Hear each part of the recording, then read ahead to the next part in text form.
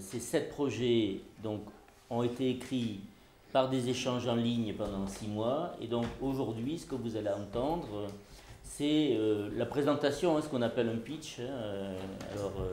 Voilà, un pitch c'est quoi? C'est vraiment la contraction entre le synopsis, on va dire, donc l'histoire, son traitement, et l'intention un peu que l'auteur a mis dedans.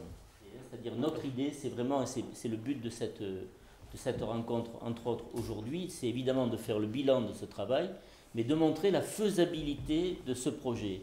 C'est-à-dire tous ces projets que vous allez voir dans leur diversité, dans leur qualité, parce que je pense qu'il y a vraiment des projets magnifiques, leur diversité, leur qualité appellent à la production. Donc c'est des projets qui sont presque prêts à produire, hein. Il y a le petit paquet, il manque le petit ruban, il manque plein de choses, mais en tout cas, c'est des projets qui sont bien avancés. Quand on a lancé Octélé, il y a maintenant, la chaîne elle existe depuis 1 an et demi, c'est un bébé encore en termes de chaîne, mais le projet existe maintenant depuis 2-3 ans. Puis on voyait beaucoup de monde qui venait nous voir en disant « Ah, je voudrais faire un documentaire, je voudrais faire un film, j'ai des projets de ci, j'ai des projets de ça ». Beaucoup de monde qui venait du monde occitan, hein, occitanophone, et puis qui en face n'avait pas toujours la bonne porte à laquelle aller frapper pour mener les choses à bien, et puis n'avait pas non plus toujours le savoir-faire technique pour écrire un projet, synopsiser un projet, le mettre dans les tuyaux, qui sont très différents d'ailleurs, sont qu'on fait du docu, de la fiction, du film court, etc. Et est née cette idée maintenant avec Francis il y a 1 an de dire essayons de former un maximum de jeunes ou de moins jeunes, peu importe l'âge d'ailleurs, occitanophones, sur des vraies techniques de production et d'écriture audiovisuelle. Ça va être les talents de demain. Et essayons de faire le mariage avec des producteurs qui eux ont ce savoir-faire en termes de production pour arriver à développer la production en langue occitane, tout genre confondu, du documentaire, du film de cinéma, du film court, de la sitcom, peu importe, de l'émission de flux, du jeu, le tout étant qu'on commence à avoir les petites pousses de demain. Donc, je suis Jean Nadao et qui parle de mes projets des séries humoristiques qui s'appellent Ocbeiturage. Donc, je suis assistant d'éducation en Calandrette, qui suis formé au CFPO à Aquitania et qui est le journaliste também dans les médias occitans. Donc, il disait que je suis une ligame permanente dans la culture nouce et l'occitan. Et beaucoup de temps que vous avez cap aquest projet de série bracot en occitan, mais le temps qui manquait de et puis donc au parlat d'aquest projet mis à l'encop per cette formation et Octélé, que me suis décidé à développer aquest projet. Donc une série qui est l'histoire de Miquel, un prova Miquel, qui est un commercial qui se perd le permis de Mia. Mon projet est déjà un film sur Michel Chadeuil en français, Michel Chadeuil. Sabbat d'entrant, c'est une formule rituelle, une formule d'invitation rituelle qui est très courante dans la société populaire traditionnelle limousine. Littéralement, ça veut dire finissez d'entrer. C'est mon idée à moi d'inviter le spectateur à venir découvrir l'homme Michel Chadeuil, car il inscrit son écriture dans une vision très singulière du monde, où se mêle à la fois l'imaginaire populaire, l'animisme, le paganisme, et aussi cette connivence qu'il a avec la nature. C'est un écrivain qui écrit presque au rythme de la nature, et il y a beaucoup de références dans son œuvre à cette mythologie, à ces arbres qui parlent, à ces bêtes qui parlent, à ces pierres qui vivent, etc. Quand je suis arrivée au stage à Salis de Béarn pour écrire un scénario en langue occitane, j'avais juste en tête une idée, un conte de fées que j'avais déjà structuré, mais une histoire simplement. Et là, pour moi, ça a vraiment été la révélation parce que je me suis rendu compte qu'une histoire, c'est quelque chose, et la transformer en scénario, c'est vraiment un autre travail. Et vraiment, j'ai été, pas dire que ça a été un coup de cœur, mais oui, ça a vraiment été un super coup de cœur. Le scénario que j'ai écrit, donc c'est un conte de fées pour des enfants plutôt assez jeunes.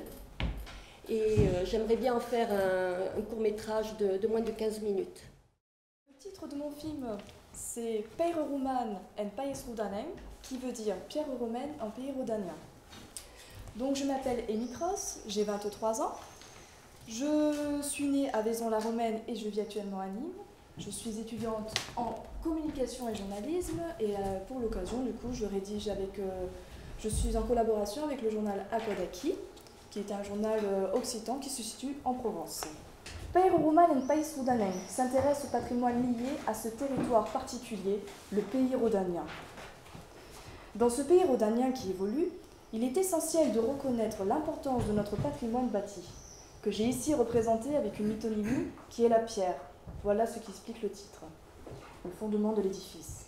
Mais c'est aussi l'importance de notre langue, cet autre patrimoine fluide, mobile, indépendant, changeant comme l'eau du Rhône. Par mon film, je souhaite inviter les téléspectateurs à sauvegarder, entretenir, apprendre à offrir notre héritage aux générations de demain. Che mi presenti che soy Eva Cassagné, donc che soy ubigurdan d'Uvikbil e che demori en Gers. Che soy reienta de profession, mais que soy tabe autor, dessinatura, comediana e de cops en quan realizatura. E ca me numie paesi de Gascogne, la sua lingua, la sua cultura e de tout segu la sua storia. E mescla tutto aquello che arriba ma io ami de crea che sian libres o filmes, en lingua occitana, sus subjects passati presents e de qui han tous eu reclam nel mondo de Wei. E Wei justement che vos vou presentar relegada, le mie film, qui est le film sur l'habit de Marie Barthès. On va être construit en deux parties. La première sera en Gascogne, donc à travers Monin, Pau, Oloron et Bordeaux, les 4 villes où Marie est allée avant qu'elle parte là-bas.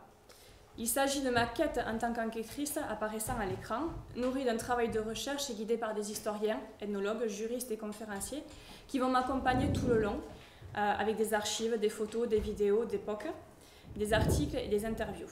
Et la seconde partie sera en Guyane. Je vais partir sur les traces de Marie Barthès avec Katia Ferré, j'espère. Katia qui est l'auteur de Graines de Bargnarde, qui est née en Guyane, qui a passé 10 ans de sa vie à travailler sur Marie. Le père de Katia était ariégeois, était médecin colonial, là-bas en Guyane.